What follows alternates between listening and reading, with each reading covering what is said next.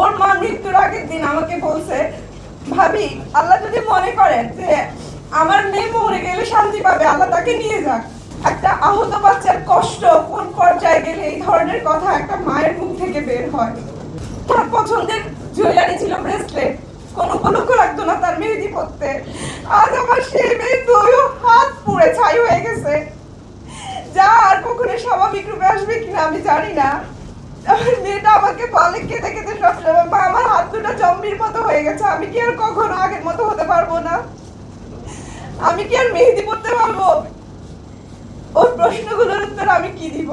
যে বিমান উঠতে দেখলে বাচ্চারা খুশি হয়ে বারান্দায় এসে দাঁড়াতো, সেই বিমান আজ তাদের জন্য এক আতঙ্কের নাম। আমাদের একটা বাচ্চা হাসপাতাল থেকে ডিসচার্জের 1 মাস পর মেন্টাল ডিসঅর্ডার নিয়ে আবার হাসপাতালে ভর্তি হয়েছে।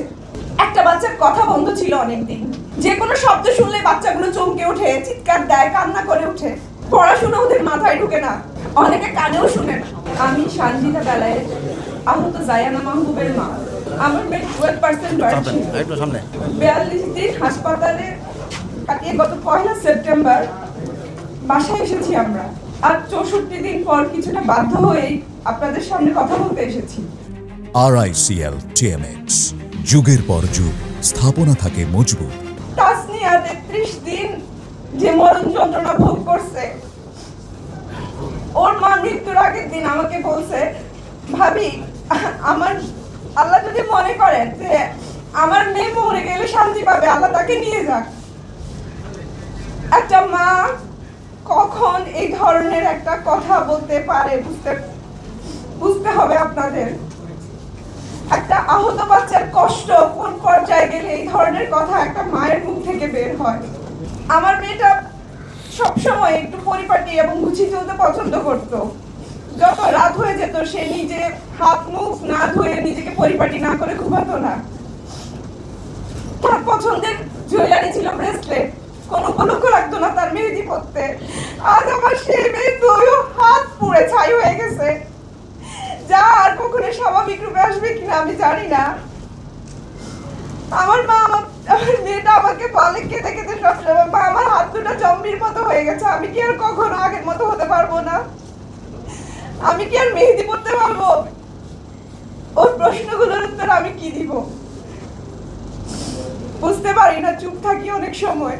এই দেশে যেখানে সর্বদিকে গুণান্বিত হয়েও মেয়েরা বোঝা হয়ে যায়, সেখানে আমাদের এই বাচ্চাগুলোকে সমাজ কোন চোখে দেখবে তা আর বলার অপেক্ষা রাখে না।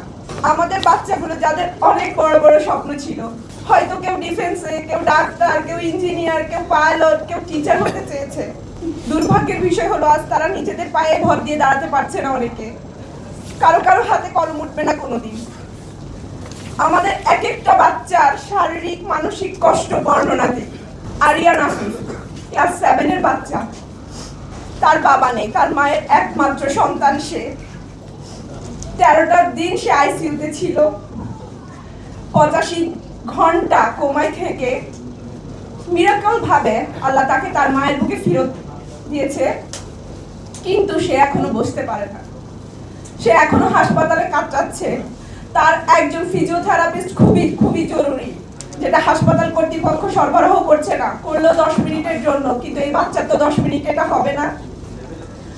ওর মা কেঁদে কেঁদে বলছে যে, ভাবি আমি কার কাছে যাব, প্লিজ আপনারা কিছু করেন, আমার বাচ্চাটার জন্য কিছু করেন। আবিদুর রহিম ক্লাস 4 এর বাচ্চা, হাতের আঙ্গুলগুলো সামনের ভাগ সব কাটা, ওর গ্রাফটিং গুলো বসে নাই ইনফেকশনের কারণে। শরীরের আর কোনো জায়গাও বাকি নাই যেখান থেকে স্কিন নিতে পারবে। কি যে কষ্ট পাচ্ছে বাচ্চাটা, তার এবং তার পরিবারের কষ্টটা কার কাছে বলবো আমরা, কে বুঝবে? আমাদের এক একটা বাচ্চার কষ্ট আর্তনাদের নির্মম সাক্ষী আমরা। মরফিন, সিডেটিভ, প্যাথেড্রিন, নাপা এগুলো দিতে দিতে নাভিদের কিডনি অ্যাফেক্টেড হয়ে গেছে। আমাদের বাচ্চাগুলোর কি এই বয়সে এই ধরনের পেইন কিলার, এই ধরনের ওষুধ পাওয়ার কথা ছিল? ভবিষ্যতে আমাদের বাচ্চাদের শরীরে এই ওষুধের কোনো প্রভাব পড়বে না, সেটা কি আপনারা বলতে পারবেন? যে বিমান উঠতে দেখলে বাচ্চারা খুশি হয়ে বারান্দায় এসে দাঁড়াতো, সেই বিমান আজ তাদের জন্য এক আতঙ্কের নাম। আমাদের একটা বাচ্চা হাসপাতাল থেকে ডিসচার্জের 1 মাস পর মেন্টাল ডিসঅর্ডার নিয়ে আবার হাসপাতালে ভর্তি হয়েছে। একটা বাচ্চার কথা বন্ধ ছিল অনেকদিন, যে কোনো শব্দ শুনলে বাচ্চাগুলো চমকে ওঠে, চিৎকার দেয়, কান্না করে ওঠে। পড়াশোনা ওদের মাথায় ঢুকে না, অনেকে কানেও শুনে না। হুটহাট রেগে যাচ্ছে, হাত পা ছুড়ে কেঁদে বলে এর থেকে তো মৃত্যু ভালো ছিল, বেঁচে আছি কেন আমরা? ওই দিন ওদের সাথে আমরাও মরে যেতাম, তাহলে এই কষ্ট আমাদের ভোগ করতে হতো না। আহত এই বাচ্চাগুলোর ক্ষয়ক্ষতি ঠিক আপনারা কোন প্যারামিটারে মাপবেন? এখানে দুজন শিক্ষক আছে, আরো কয়েকজন শিক্ষক আহত, ওনাদের কর্মজীবনও ওনারা ফিরতে পারবে কিনা স্বাভাবিক জীবনে আমরা জানি না। একজন শিক্ষক হাতে কলম ধরতে পারছে না এখনো পর্যন্ত। আমাদের যুদ্ধটা তো মাত্র শুরু, অনেক লম্বা ভ্রমণ আমাদের। এই দায়িত্বশীল সমাজ ও সরকারের কাছে আমাদের আকুল আবেদন, আমাদের বাচ্চাদের পাশে দাঁড়ান, তাদের চিকিৎসা ব্যবস্থা এবং পুনর্বাসনের ব্যবস্থা করুন। যে বাচ্চাগুলো এখন হাসপাতালে কাটাচ্ছে তাদের উন্নত চিকিৎসার জন্য দেশের বাইরে পাঠানোর ব্যবস্থা করুন। অপ্রিয় সত্য হচ্ছে এই বাচ্চাগুলো একদিন তাদের পরিবারের বোঝা হয়ে যাবে।